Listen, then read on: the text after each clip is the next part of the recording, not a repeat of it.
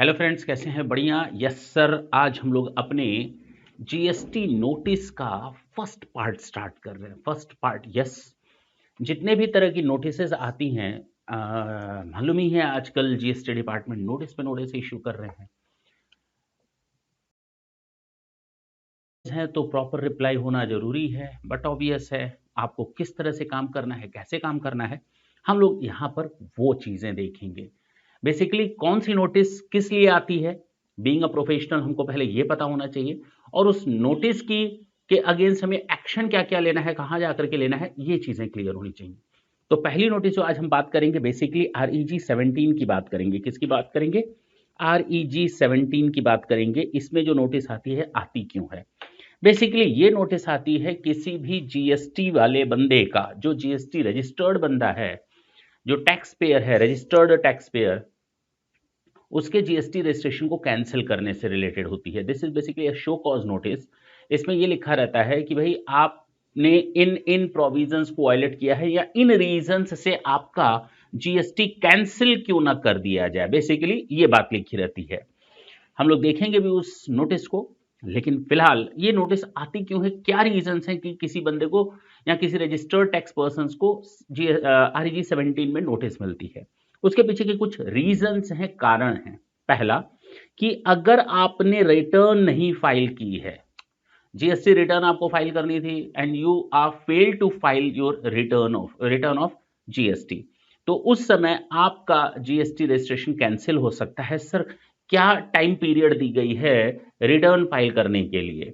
तो कहा गया कि अगर कैंसिल जो होगा, पहला, कंपोजिशन स्कीम में अगर कोई डीलर है, जाहिर सी बात है सेक्शन 10 की बात कर रहा है, अगर कोई डीलर या कोई registered tax payer, registered person section 10 में रजिस्टर्ड है, और उसने लगातार 3 रिटर्न्स नहीं फाइल की, लगातार कंसेक्यूटिव 3 रिटर्न्स में वो फेल कर गया, वो कंसेक्यूटिव 3 रिटर्न्स में फेल्योर कर गया, तो वहां पर ये प्रॉब्लम आएगी, नंबर 1। नंबर 2, अगर वो रेगुलर रजिस्टर्ड पेयर है, रेगुलर में आता है, कंपोजिशन में नहीं आता, तो उसकी लगातार 6 रिटर्न्स अगर फाइल नहीं होती, तो उसका जीएसटी कैंसिल होने के लिए जीएसटी REG 17 में नोटिस आती है। कहां आती है? REG 17 में आती है।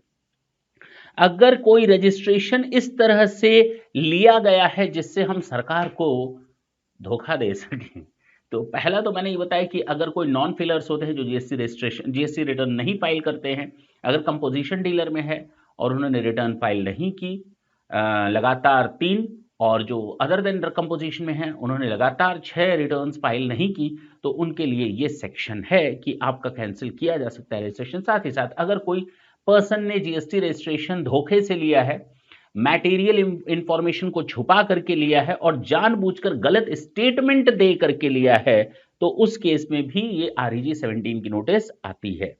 अगर कोई बंदा वॉलंटरी रजिस्ट्रेशन करवाता है लेकिन उसने 6 महीने तक अपना बिजनेस ही स्टार्ट नहीं किया रजिस्ट्रेशन कराए, अगर कोई बंदा, मैंने अपने मन से जीएसटी में रजिस्ट्रेशन ले लिया, I was just trying to start my business and I got my registration to under GST system, but after that I didn't start my business even after the 6 month of getting the registration under the GST system।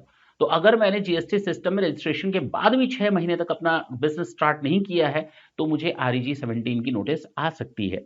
The taxable person who is registered has violated the provision under the GST system.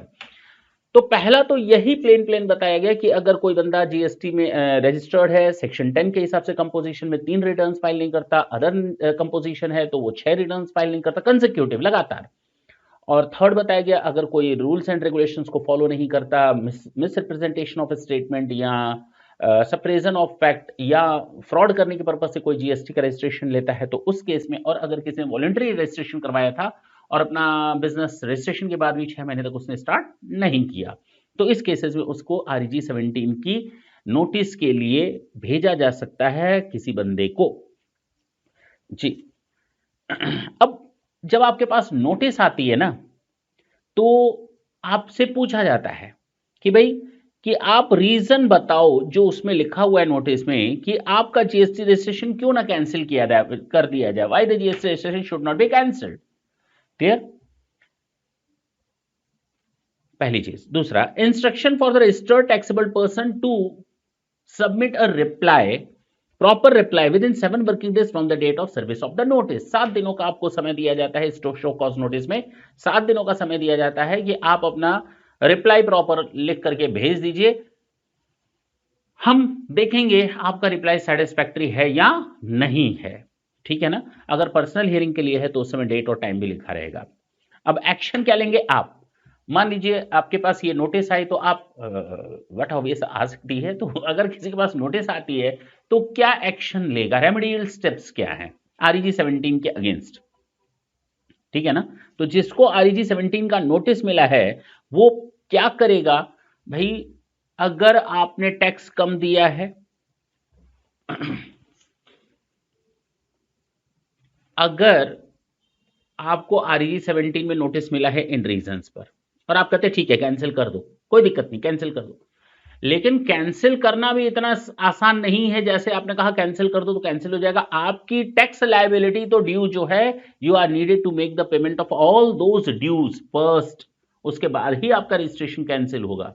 Notice आ जाने से आपका registration cancel नहीं होगा, suspended दिखाएगा, active नहीं रहेगा, लेकिन इसका मतलब ये नहीं कि आप उसको क्लोज ना करवाएं। ये आपकी जिम्मेदारी है कि आप अपने सारे ड्यूज को पे ऑफ करके उसको क्लोज करवाएं। तो if satisfied can accept the cancellation, pay all the pending dues accordingly. अब जीएसटी का जब कैंसिलेशन होता है तो उसके लिए आपको किस किस तरह के काम करने चाहिए उस पर भी मैंने एक ऑलरेडी वीडियो बना कर रखा है, अगर आपने नहीं देखा है तो आप एक बार बैक जा करके देख सकते हैं। अदरवाइज आने वाले समय में हम इस पर एक दोबारा बनाएंगे क्योंकि इसमें कुछ नए चेंजेस आए हैं।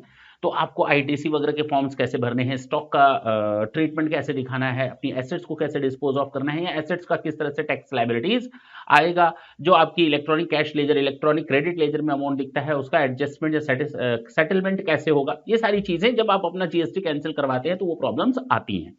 तो फिलहाल अगर आपके पास जीएसटी आरईजी 17 में कोई नोटिस आया है and if I think that yes the registration must be cancelled और I am eligible to get the registration cancelled, तो आपका कैंसिल हो जाएगा, बशर्ते आप उसके लिए अपने आप सारे का सारा ड्यूज जो है पेमेंट कर दें। दूसरा, आप 7 दिन के अंदर अंदर रिप्लाई दे दें, आप 7 दिन के अंदर अंदर रिप्लाई दे दें।